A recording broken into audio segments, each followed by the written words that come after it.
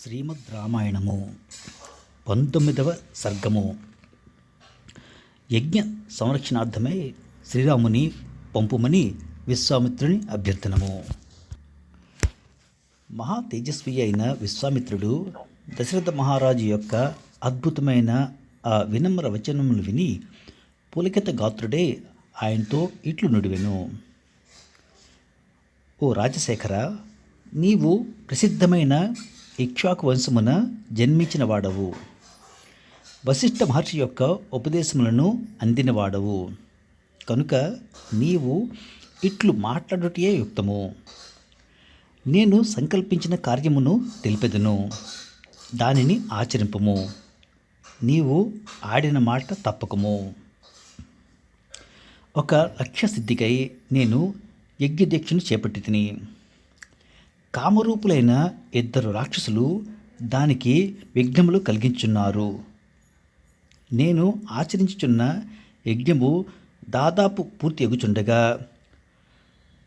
సుశిక్షితులైన పరాక్రమంతులైన మారీచుడు, సుబాహు అను 2 రాక్షసులు మాంసఖండములను రక్తములను యజ్ఞవేదికపై వర్షించుచున్నారు.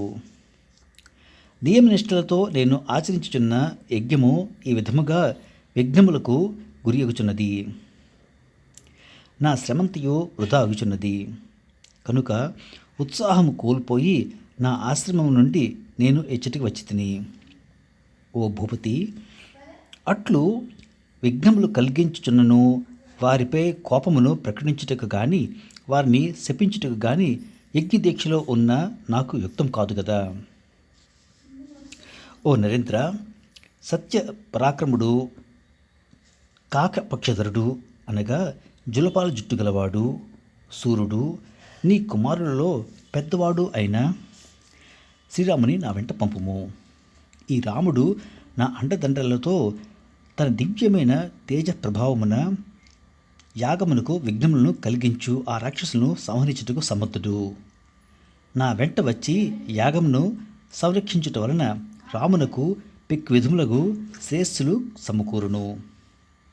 అందులకు సందేహం లేదు. ఈయన ఖ్యాతి ముల్లోకముల యందును వ్యాపించును.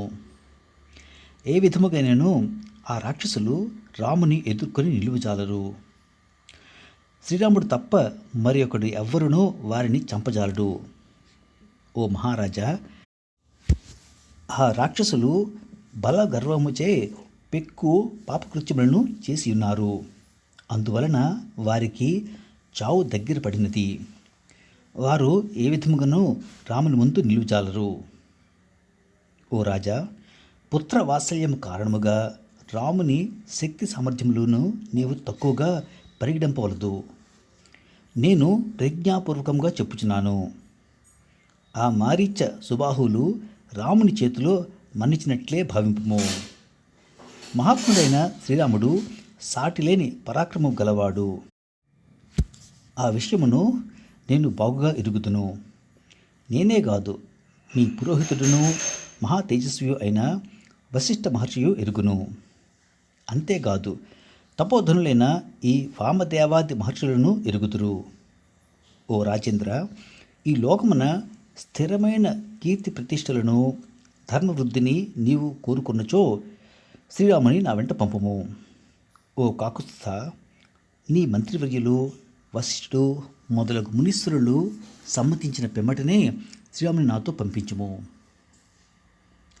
రాజీవలోచనుడైన నీ ప్రియపుత్రుడగు శ్రీరాముని 10 దినముల పాటు యాగ రక్షణార్థమే వెంటనే నాతో పంపము.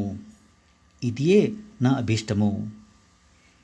ఓ దశరథ మహారాజా, ఏమాత్రమూ విలంబం లేకుండా నా యజ్ఞము సకాలంలో పూర్తి అగినట్లు చూడుము.